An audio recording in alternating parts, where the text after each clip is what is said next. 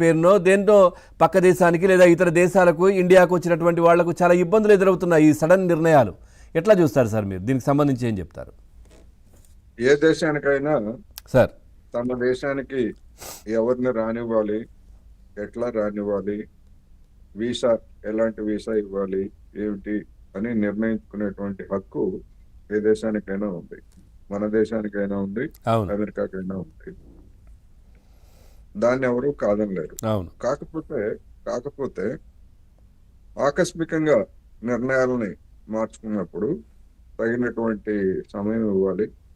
అలాంటిది ఏమీ లేకుండా ఈ ట్రంప్ అధికారానికి వచ్చినటువంటి 11 నెలల కాలంలోనే ఎన్ని పిల్లి మొక్కలు వేశారో, ఎన్ని అస్థిరమైనటువంటి ప్రకటనలు చేశారో మనం చూసాం.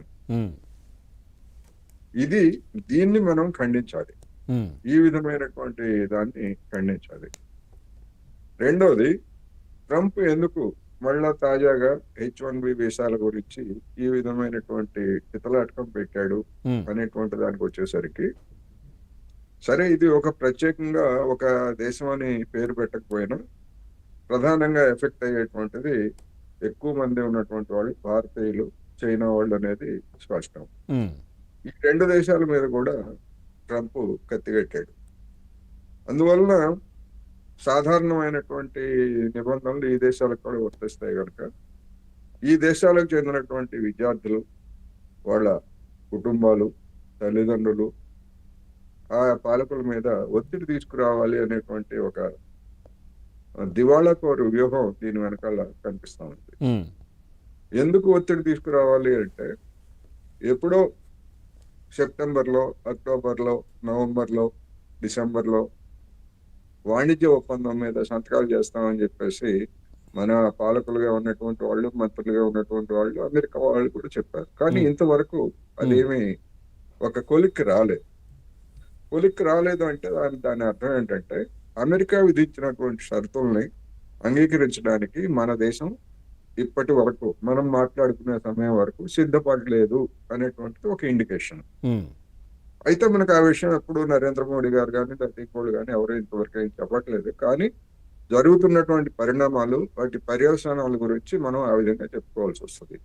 అందుకని రకరకాలుగా రష్యా ఆయిల్ మీద ఆంక్షలు పెట్టి అటువైపు నుంచి ఒక ఒత్తిడి, అదేవిధంగా పాకిస్తాన్కి సాయం చేసి లేదా F-16 విమానాలకు సంబంధించి అప్డేషను, అటువంటి సాయం చేసి అటువంటి నిర్ణయాలు తీసుకొని మరొక ఒత్తిడి, అంతర్గతంగా భారతదేశంలో ఉన్నటువంటి కుటుంబాలు లేదా వీళ్ళ వైపు నుంచి మరొక ఒత్తిడి కేంద్రం మీద, ఇట్లా రకరకాల పద్ధతుల్లో ఒత్తిడి మొన్నటికి మొన్న బియ్యం కూడా ఏదో అక్కడ డీలర్లు వాళ్ళు ప్రస్తావించారు కదా సార్, వైట్ హౌస్ లో బియ్యానికి సంబంధించి.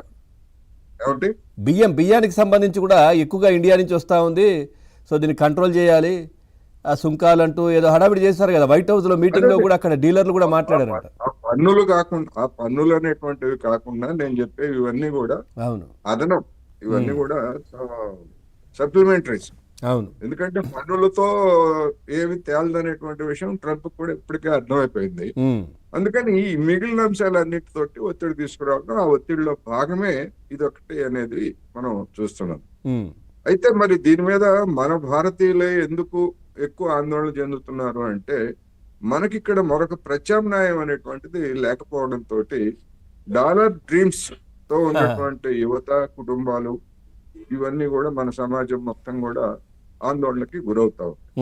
కానీ ట్రంప్ లేదా అమెరికా ఇలాంటి పిచ్చి పనులు చేస్తుందని గమనించి ఎప్పటి నుంచో చైనా వాళ్ళు ప్రత్యామ్నాయమైనటువంటి ఏర్పాట్లు మొదలు పెట్టారు. వాళ్ళు ఏమిటి ప్రత్యామ్నాయ ఏర్పాట్లు అంటే, అమెరికా లేదా ఐరోపా దేశాల్లో టాలెంట్స్ ఉన్నటువంటి వాళ్ళకి ఇస్తున్నటువంటి ప్యాకేజీలు కావచ్చు, సౌకర్యాలు కావచ్చు, మేము కూడా ఇస్తాం అని కే వీసాని అక్టోబర్ 1వ తారీఖు నుంచి ప్రవేశపెట్టి అమలు జరుపుతున్నారు. మరి అటువంటి కే వీసా కావచ్చు, లేకపోతే ఇంకోటి కావచ్చు, మన దేశంలో ఉన్నటువంటి నిపుణుల్ని మనం ఉపయోగించుకోవడానికి అవసరమైనటువంటి ఎన్విరాన్మెంట్లు కానీ, ఏర్పాట్లు కానీ, రీసెర్చ్ అండ్ అనాలిసిస్, డెవలప్మెంట్ కానీ, ఇటువంటివన్నీ మన ప్రభుత్వం చేసిందా అంటే ఏ మాత్రం కూడా సన్నద్ధత లేదు. కేంద్ర ప్రభుత్వం అట్లాగే ఉంది, వివిధ రాష్ట్ర ప్రభుత్వాలు కూడా అట్లాగే. అందుకని మన దేశంలో ఆందోళన ఎక్కువగా కనిపిస్తూ ఉంది. అఫ్ కోర్స్ చైనాలో కూడా కొంతమంది ఉండొచ్చు, కానీ వాళ్ళకు ఒక ఆఫర్ అనేటువంటిది అక్కడ ఉన్నది. ఇటీవల మనం గూగుల్లో కొట్టి చూస్తే వేలాది మంది అమెరికాలో ఉన్నటువంటి వాళ్ళు, చైనీయులు తిరిగి స్వదేశానికి వచ్చేస్తున్నారు. అక్కడ మంచి ఆఫర్లు ఉన్నాయి, ఎన్విరాన్మెంట్ ఉంది, అన్నీ ఉన్నాయి అనేటువంటిది మనకు కనిపిస్తా ఉంది.